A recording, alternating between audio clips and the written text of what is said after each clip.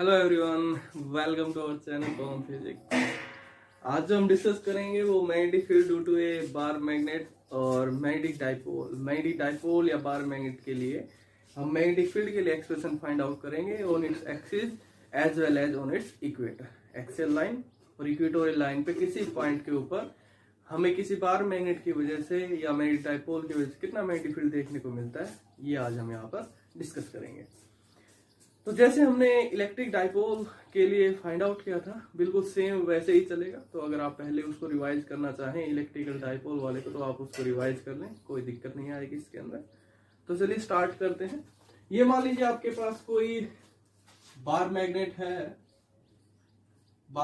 है, इसको हम मैग्नेटिक डाइपोल ही बोल सकते हैं, क्योंकि हमारे पास मैग्नेटिक डाइपोल होता क्या है, two equal and opposite poles with, अगर एक यहाँ पर आपके पास ये नॉर्थ पोल है, एक आपके पास साउथ पोल है, दोनों की अगर पोल स्ट्रेंथ इक्वल है, इसकी भी m है, इसकी भी m है, स्मॉल m एम्पियर मीटर और इसकी भी small m ampere metre, and separated by small distance, और ये किसी स्मॉल डिस्टेंस से सेपरेटेड है, that is represented by 2 time of a या 2 टाइम ऑफ l या 2 टाइम ऑफ t। आपके बुक में जो भी रिप्रेजेंट कर रखा उससे आप ले सकते हैं।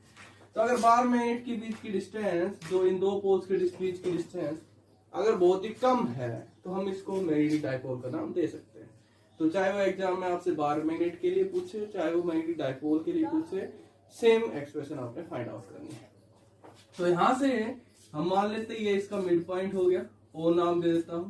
तो ये इसका मिड पॉइंट है, तो ये डिस्टेंस आपके पास बच गई a, और ये डिस्टेंस आपके पास बच गई a। ओके, तो अब हमें सबसे पहले इसके एक्सिस के ऊपर मैग्नेटिक फील्ड के लिए एक्सप्रेशन फाइंड आउट करनी है। एक्सिस मतलब इसके अलोंग, जैसे यहाँ पर आप एक और मैग्नेट रखोगे, यहाँ पर आप एक और मैग्नेट रखेंगे। तो मैंने ये पॉइंट यहाँ ले लिया, कहीं इसके एक्सिस के अलोंग, कहीं पे भी ले सकते हो आप, लेफ्ट साइड में, राइट साइड में सेम एक्सप्रेशन आएगी, जहां आप लेना चाहें वहां आप ले सकते हैं। तो मैंने ये पॉइंट यहाँ ले लिया P। इस P पॉइंट के ऊपर मैं इस बार मैग्नेट या मैग्नेटिक डाइपोल की वजह से देखना चाहता हूँ कितना मैग्नेटिक फील्ड मुझे देखने को मिलेगा। और तो मैं ये लेकर के चल रहा हूँ इस मैग्नेटिक डाइपोल से, सेंटर से लेकर के, और ये जो पॉइंट है जहां पर मुझे मैग्नेटिक फील्ड के लिए एक्सप्रेशन फाइंड आउट करनी है, उसको मैं मान रहा हूं यहाँ पर R। ओके, तो सबसे पहले अगर मैं यहाँ पर अगर मैं क्या करूंगा, बारी बारी से इस पोल के लिए मैग्नेटिक फील्ड देखूंगा, इस पोल के लिए देखूंगा, उसके बाद रिजल्टेंट फाइंड आउट करूंगा। तो सबसे पहले मुझे क्या करना पड़ेगा, यहाँ पर मैं मैग्नीट्यूड तो लिख दूंगा, यहाँ पर जैसे मैं इस पोल की वजह से, जिसकी पोल स्ट्रेंथ यहाँ पर m है, यहाँ पर आपको कितना मैग्नेटिक फील्ड देखने को मिलेगा, ये मुझे फाइंड आउट करने के लिए सबसे पहले मेरे को यहाँ पर एक मोनोपोल अज्यूम करके चलना पड़ेगा। हालांकि मोनोपोल जो है वो एग्जिस्ट नहीं करता है किसी भी मैग्नेट का, लेकिन हमें यहाँ पर अज्यूम करके चलना पड़ेगा। जैसे यहाँ पर मान लीजिए आपके पास कोई मोनोपोल सिचुएटेड है, चाहे तो आप उसको नॉर्थ पोल मान लीजिए, चाहे आप उसको साउथ पोल मान लीजिए, लेकिन ये एग्जिस्ट नहीं करता है। ये हम इसकी प्रॉपर्टी भी स्टडी कर चुके हैं। कभी भी मोनोपोल जो है मैग्नेट का वो एग्जिस्ट नहीं करता है, वो हमेशा आपको 2 पोल मिलेंगे, एक नॉर्थ पोल और एक साउथ पोल। या आप ऐसे मान लीजिए यहाँ पर एक कंप्लीट मैग्नेट रखी हुई है जिसका नॉर्थ पोल इधर है, साउथ पोल इधर है, या साउथ पोल इधर है, नॉर्थ पोल इधर है, ये आपको अज्यूम करके ही चलना पड़ेगा। जैसे आपके पास हमने इलेक्ट्रिक डाइपोल के लिए एक्सप्रेशन फाइंड आउट की थी इलेक्ट्रिक फील्ड के लिए, तो वहां पर चाहे आप एक्सिस पे फाइंड आउट कर रहे हो, चाहे आप इक्वेटर पे फाइंड आउट कर रहे हो, तो वहां पर हम एक यूनिट पॉजिटिव चार्ज या यूनिट नेगेटिव चार्ज हम अज्यूम करके चलते हैं इलेक्ट्रिक फील्ड की डायरेक्शन देखने के लिए, नेट रिजल्टेंट देखने के लिए। सेम एज इट इज यहाँ पर हम एक मोनोपोल अज्यूम करके चलते हैं इसके मैग्नीट्यूड और डायरेक्शन देखने के लिए। तो यहाँ पर मैंने मान लिया कि आपके पास कोई मोनोपोल, नॉर्थ पोल मान लिया, एग्जिस्ट कर रहा है, जिसका यहां पर आपके पास पोल स्ट्रेंथ जो है वो कितनी है, 1 एम्पियर मीटर।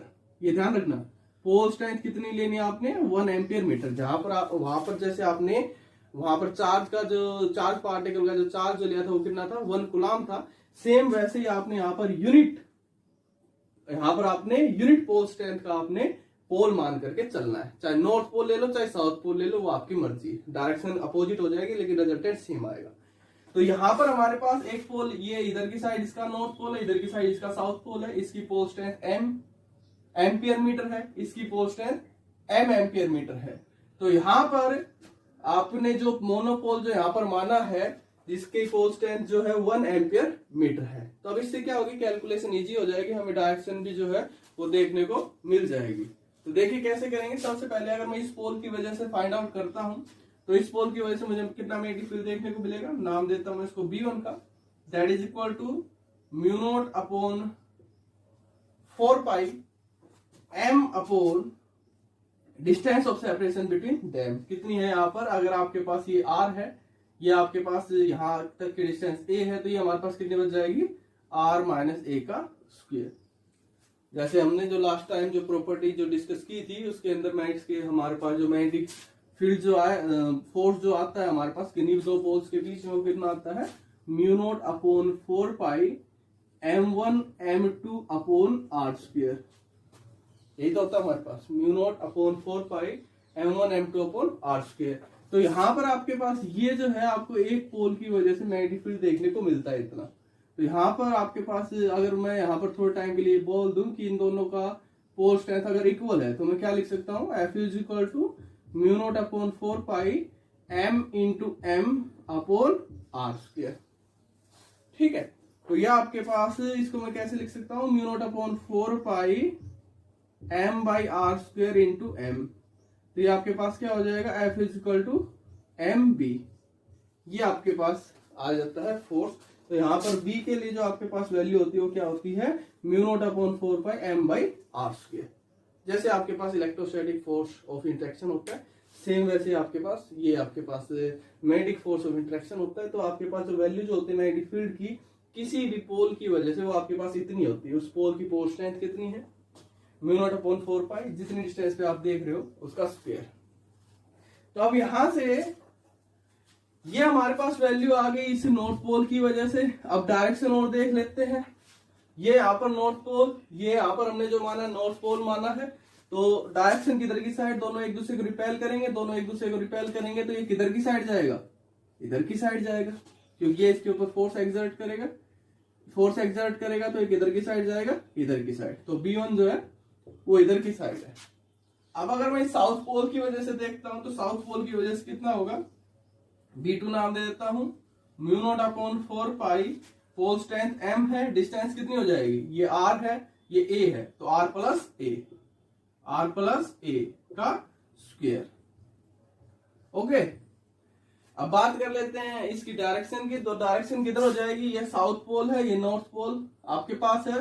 तो ये क्या करेंगे, एक दूसरे को अट्रैक्ट करेंगे, तो ये किधर की साइड आएगा, इधर की साइड आएगा। तो B2 की जो डायरेक्शन है वो इधर है। तो आपके पास B2 की डायरेक्शन इधर है, B1 इधर है। एंगल कितना बन गया, 180 का। दोनों के बीच में एंगल कितना बन गया, 180 का। तो फिर से आप ऐसे ही करोगे, B1 square plus B2 square plus 2B1 B2 cos of theta, सारे का under the root, parallelogram law of vector addition या triangle law of vector addition, जो भी आप अप्लाई करना चाहें। या मैं यहाँ पे सीधा लिख दूं, जो आपको मैग्नेटिक फील्ड जो देखने को मिलेगा, इनकी वजह से कितना देखने को मिलेगा, या तो B2 माइनस D1 या B1 माइनस B2। तो कितना देखने को मिलेगा, B2 माइनस D1 या B1 माइनस B2। तो उसके लिए हम यहाँ पर देखते हैं कौन सा इसके नजदीक है। नॉर्थ पोल इसके नजदीक है, तो नॉर्थ इसकी वजह से इसके ऊपर जो फोर्स लगेगा वो ज्यादा लगेगा, inversely proportional to R square. जितना ये कम है उतना ये ज्यादा होगा। तो ये वाला पोल इसके नजदीक है, तो इसकी वजह से इसके ऊपर फोर्स ज्यादा लगेगा। तो B1 जो लगेगा, जो B1 जो मिलेगा वो ज्यादा मिलेगा एज कंपेयर टू B2 के। तो हमारे पास नेट मैग्नेटिक फील्ड कितना हो जाएगा, B1 minus B2, B1 minus B2। तो आपके पास कितना आ जाएगा, B1 minus B2 mu naught upon 4 pi m upon r minus a square minus mu naught upon 4 pi m upon r plus a square. जो common आ रहा है उसको कॉमन ले लो। b is equal to mu naught upon 4 pi m into 1 by r minus a square minus 1 by r plus a square. ये आ गया। अब इसको सोल्व कीजिए, आपके पास क्या आ जाएगा, सोल्व करेंगे तो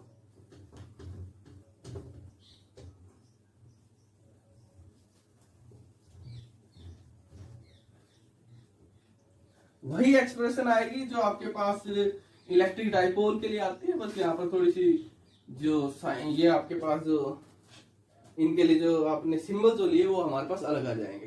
तो B is equal to mu naught upon 4 pi, वहां पर होता है 1/4 पाई एप्सिलॉन नॉट, यहाँ पर आ जाता है mu naught upon 4 pi m into LCM लेकर के सोल्व करेंगे r प्लस a का whole square into r minus a का होल स्क्वायर। यहाँ पर आपके पास बच जाएगा r प्लस a का whole square minus r minus a का होल स्क्वायर। ओपन करके सोल्व कीजिए। b is equal to mu naught upon 4 pi m into R square plus a square plus 2 time of A R minus R square plus a square minus 2 time of A R upon R square minus A square और इस सारे का square. ऐसे लिख दो इसको, are plus A का square into R minus A का स्क्वायर, आपके पास क्या आएगा R square minus A square और इस सारे का स्क्वायर। तो b इज इक्वल टू हमारे पास कितना हो जाएगा, ये आपके पास mu naught upon 4 pi m into minus को अंदर लेकर के जाओगे, ये माइनस का ये प्लस का 4 time of A R upon R square minus A square और इस सारे का स्क्वायर। या कैसे लिख सकता हूं, b is equal to mu naught upon 4 pi m into 2a into 2 into R upon R square minus A square और इस सारे का स्क्वायर।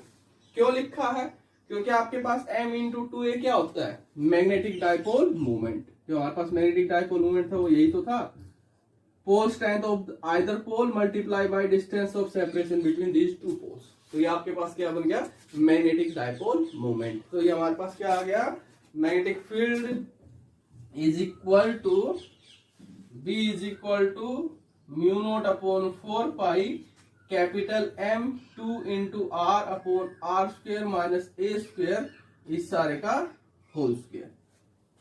यहाँ पर r जो डिस्टेंस है उस डाइपोल या बार मैग्नेट के मिड पॉइंट से लेकर के उस पॉइंट तक जिस पॉइंट पे आपको मैग्नेटिक फील्ड फाइंड आउट करना है। a जो है वो आपकी हाफ डिस्टेंस है, पोल की हाफ जो आपके पास लेंथ है वो आपके पास a है। कंप्लीट लेंथ कितनी लेकर के चल रहे हैं हम, 2 टाइम ऑफ a लेकर के चल रहे हैं। तो ये आपके पास कंप्लीट एक्सप्रेशन आ जाती है मैग्नेटिक फील्ड की। किसी भी पॉइंट पे जो पॉइंट आपका उस मिड पॉइंट से r डिस्टेंस के ऊपर लोकेटेड है, सिचुएटेड है, उसके लिए हमारे पास ये एक्सप्रेशन देखने को मिलेगी। अब इसमें थोड़े से स्पेशल केस अप्लाई कर देते हैं।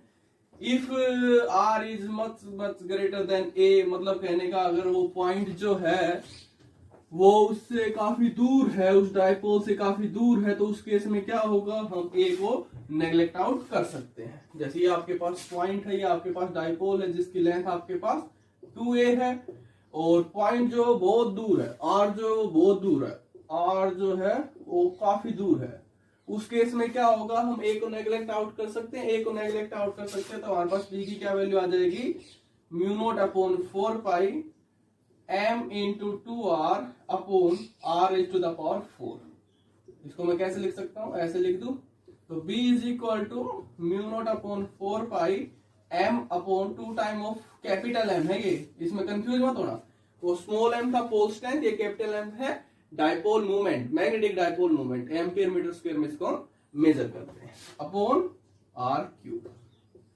तो अगर आपसे कोई ऐसी वैल्यू दे देता है कि जैसे वो पॉइंट जो है अप्रोक्सीमेट उसकी लेंथ से 5 टाइम या 10 टाइम ज्यादा दूर, वहां पर अगर आपसे एक्सप्रेशन फाइंड मैग्नेटिक फील्ड की वैल्यू पूछता है तो आप उस केस में ये वाला केस लेकर के आप चलोगे।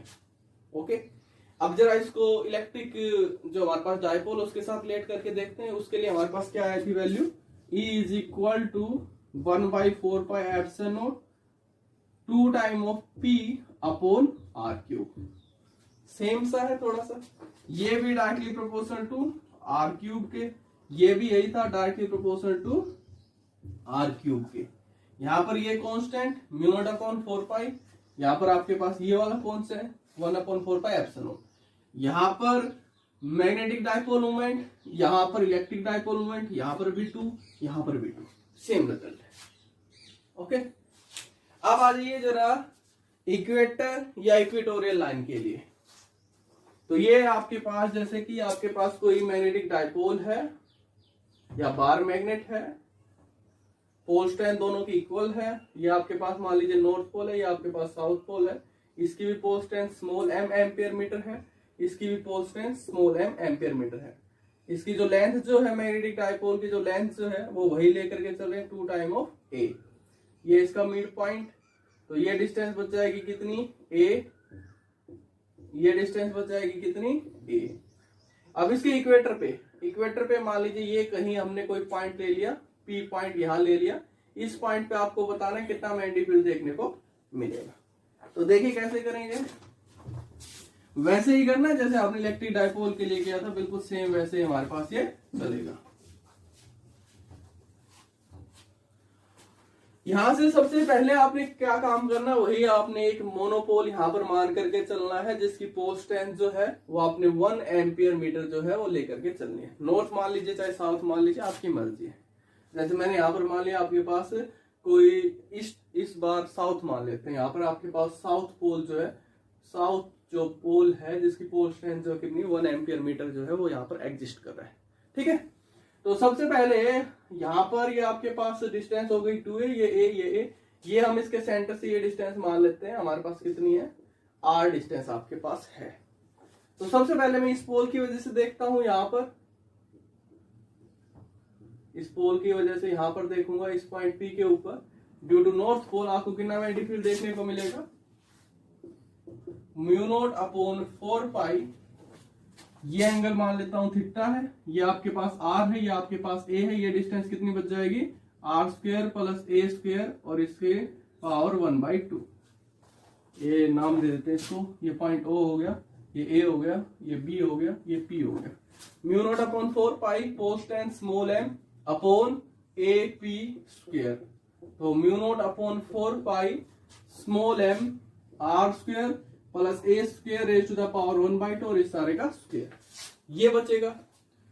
मैग्नेटिक फील्ड का मैग्नीट्यूड तो आ गया इतना। अब जरा डायरेक्शन की बात कर लेते हैं। डायरेक्शन जब हम देखेंगे तो ये नॉर्थ पोल है, साउथ पोल है, तो क्या होगा अट्रैक्ट करेगा। तो ये साउथ पोल किधर की साइड जाएगा, इधर की साइड जाएगा। तो इसके लिए मैग्नेटिक फील्ड की डायरेक्शन इधर की साइड आपको देखने को मिलेगी। अब सेम ऐसे ही जरा इसके लिए देखिए, साउथ पोल के लिए देखेंगे तो ये आपके पास एंगल वही थीटा, ये डिस्टेंस आपके पास r² + a² raise to the power 1/2। तो साउथ पोल की वजह से लिख सकता हूं मैं magnetic field due to south pole is equal to μ0/4 pi m upon bp² या μ0/4 pi m upon r² + a² raise to the power 1/2। दोनों के लिए मैग्नीट्यूड जो है वो हमारे पास सेम है। तो अब हमें क्या करना है, अब इसकी भी डायरेक्शन देख लेते हैं। इसकी जो आपको डायरेक्शन देखने को मिलेगी, यहाँ पर ये आपके पास साउथ पोल है, ये भी आपके पास साउथ पोल है।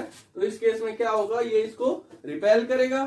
तो ये रिपेल करेगा तो ये किधर की साइड जाएगा, इधर की साइड ये जाएगा।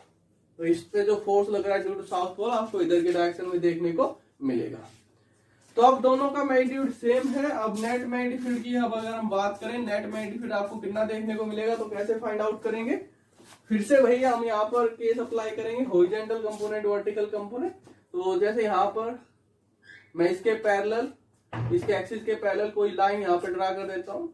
तो यहाँ पर आपके पास ये अगर एंगल ये थीटा है, ये अगर एंगल ये थीटा है, तो ये एंगल पे आपको कितना देखने को मिलेगा, ये वाला एंगल जो आपको देखने को मिलेगा ये भी आपको थीटा देखने को मिलेगा।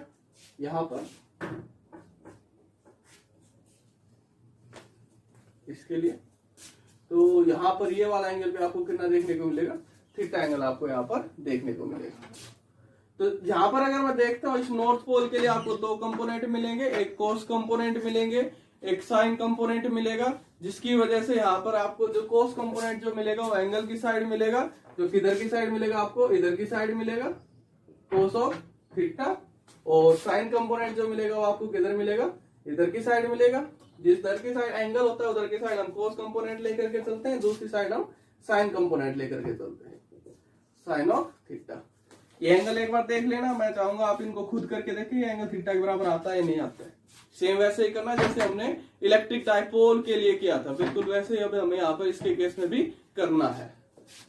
तो यहाँ पर इसके लिए अगर हम देखते हैं ड्यू टू साउथ पोल के लिए अगर आप देखते हैं तो एक कंपोनेंट इधर आएगा कोस के साथ, तो इधर की साइड आएगा bs cos ऑफ थीटा।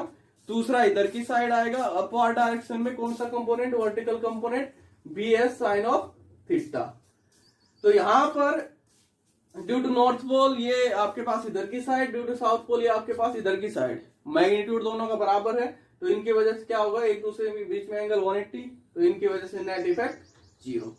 ये इसका भी कोस कंपोनेंट इधर ड्यू टू नॉर्थ पोल की वजह से जो मैग्नेटिक फील्ड मिल रहा है उसका भी, ड्यू टू साउथ पोल की वजह से जो मैग्नेटिक फील्ड मिल रहा है उसका भी कोस कंपोनेंट इधर, तो नेट मैग्नेटिक फील्ड हमारे पास क्या हो जाएगा, BN cos of theta plus BS cos of theta. BN और BS दोनों मैग्नीट्यूड में इक्वल है, तो मेरे पास ये कितना हो जाएगा 2 time of BN cos of theta, तो या BS cos ऑफ थीटा भी लिख सकते हो। तो 2 टाइम ऑफ मैग्नीट्यूड कितना है mu naught upon 4 pi M upon R square plus A square. अब कोस थीटा की वैल्यू और फाइंड आउट कर लीजिए। कोस थीटा आपके पास ये एंगल भी थीटा, ये एंगल भी थीटा है, तो इस एंगल के हेल्प से हम निकाल सकते हैं कोस थीटा आपके पास क्या होता है, बेस अपॉन हाइपोटेन्यूज। तो ये थीटा है, ये 90 डिग्री है, तो बेस आपके पास कितना हो गया A, और हाइपोटेन्यूज आपके पास कितना हो गया R square plus A square raise to the power 1/2। आपके पास ये डिस्टेंस कितनी है, A to P आपके पास कितना है, A square plus R square raise to the power 1/2। तो ये आ गई आपके पास कोस थीटा की value A upon R square plus A square raise to the power 1/2। तो यहाँ पर लिख दूं A upon R square plus A square raise to the power 1/2। तो 1/2 ये है, 1 ये है, तो 3/2 लिख दूं यहाँ पर, या आपके पास आ गया 3/2। अब इसको जरा फिर से ध्यान से देखिए, इसको मैं क्या लिख सकता हूं, small m into 2 time of A। तो ये आपके पास क्या बन जाएगा, फिर से वही आपके पास बन जाएगा ये मैग्नेटिक डाइपोल मोमेंट। तो इसकी जगह लिख दूं मैं कैपिटल M, तो B is equal to mu naught upon 4 pi capital M upon R square plus A square raise to the power 3/2। ये आपके पास एक्सप्रेशन आ जाती है इस पॉइंट के ऊपर, इक्वेटर के ऊपर। Capital M is the post magnetic dipole moment of the magnetic dipole और bar magnet, that is equal to M into 2 time of A। Measure करते हैं एम्पियर मीटर स्क्वायर में। अब फिर से वही अगर हम केस अप्लाई करते हैं, अगर ये डिस्टेंस जो है R जो है वो काफी ज्यादा है एज कम्पेयर टू A के या 2A के, तो उस केस में क्या होगा, हम A को यहाँ पर नेग्लेक्ट आउट कर सकते हैं। तो नेग्लेक्ट आउट कर सकते हैं तो आपके पास क्या एक्सप्रेशन बच जाएगी,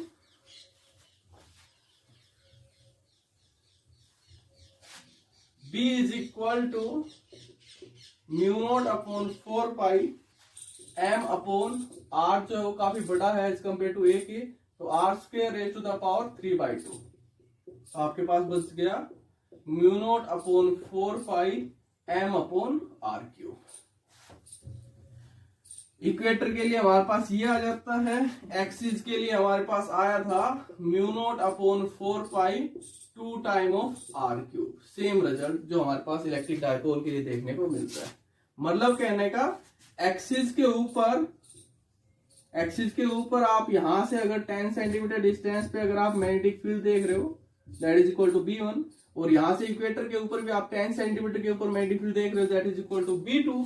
तो एक्सिस के ऊपर जो आपके पास मैग्नेटिक फील्ड जो होगा as compare to equator same distance के ऊपर, वो इससे 2 टाइम होगा। तो सीधा सीधा मैं इसको लिख सकता हूं B1 is 2 time of B2 same distance के लिए।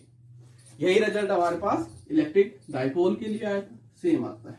इसको भी अगर रिजेंबल करना चाहो इलेक्ट्रिक डाइपोल के लिए, तो हमारे पास क्या आया था, electric field on equator line is equal to 1/4 pi epsilon naught 2 time of P upon R cube.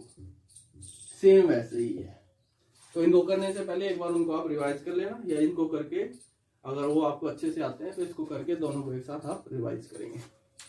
तो ये हमारे पास वैल्यू आ जाती है जिस केस में आपके पास जो R जो है वो काफी बड़ा है एज कंपेयर टू A के। अब इस पे एक प्रॉब्लम कर लेते हैं। एनसीईआरटी प्रॉब्लम है, सोल्ड प्रॉब्लम है।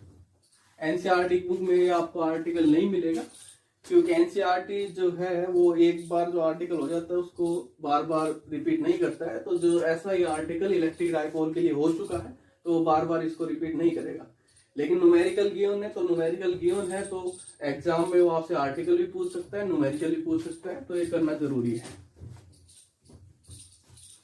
क्वेश्चन क्या है डियर स्टूडेंट्स, आपके पास कोई एक चीज बार मैग्नेट है, मैग्नेटिक डाइपोल है, जिसकी लेंथ जो है वो 5 सेंटीमीटर है।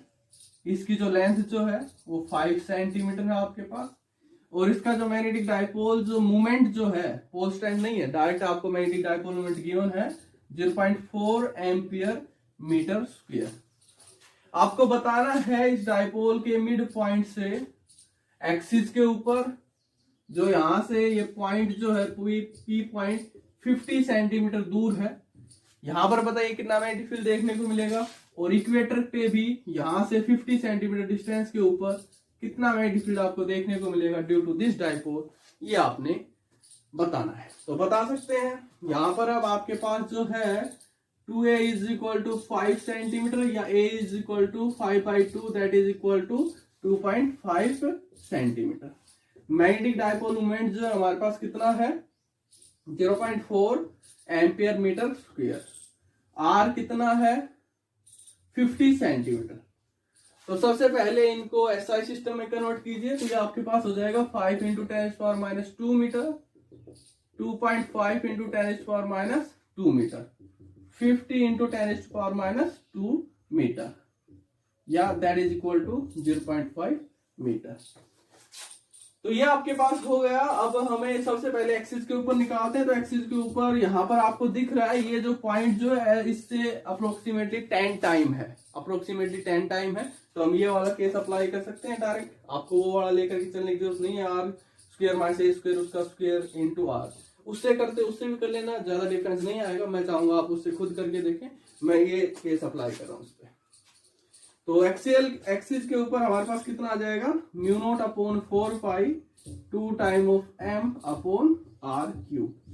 तो ये आपके पास हो गया 10⁻⁷ into 2 into 0.4 ampere metre square upon r कितना है 0.5, तो 0.5 और इसका क्यूब, तो 0.5 इंटू 0.5 इंटू 0.5। तो ये आपके पास जितना भी आएगा सोल्व कर लेना। 10⁻⁷ into 2 into 4 into 10⁻⁻1 upon 5 into 5 into 5 into 10⁻⁻3। तो 4 2 8 अपॉन 125 इंटू 10⁻⁷ -1 प्लस 3, तो 8/125 इंटू 10⁻⁻8 प्लस 3 -5 टेस्ला। सोल्व कर लेना जो भी आपके पास आता है इसको, ठीक है। सेम ऐसे इक्वेटर पे निकालोगे तो इक्वेटर पे क्या होगा, सीधा सीधा इसका हाफ हो जाएगा। सेम डिस्टेंस से पूछ रखा है तो कितना हो जाएगा 4/125 इंटू 10⁻⁵ टेस्ला। वो जो दूसरे वाला केस है उससे आप खुद करके देखेंगे, r² प्लस a² और इसका स्क्वायर इंटू r दोनों से, और मेरे को बताएंगे कितना आपको अप्रोक्सीमेट डिफरेंस देखने को मिलता है। ज्यादा नहीं देखने को मिलेगा, बहुत ही माइन्यूट देखने को मिलेगा। ओके, तो इतना कीजिए। नेक्स्ट वीडियो में हम करेंगे डाइपोल को एक्सटर्नल मैग्नेटिक फील्ड में रख देंगे, तो उसके ऊपर हम टॉर्क के लिए और पोटेंशियल एनर्जी के लिए एक्सप्रेशन फाइंड आउट करेंगे। तो फिर से मैं कहूंगा कि आप सबसे पहले इलेक्ट्रिक डाइपोल जो है उसको स्टडी कर लीजिए, क्योंकि ये ऐसा ही वैसा ही केस है। जब हमने इलेक्ट्रिक डाइपोल को यूनिफॉर्म इलेक्ट्रिक फील्ड में रखा था तो उसके लिए हमने टॉर्क और पोटेंशियल एनर्जी की एक्सप्रेशन फाइंड आउट की थी। तो इसमें भी आपने वही करना है, तो आप उसको रिवाइज करके तैयार रखें तब तक।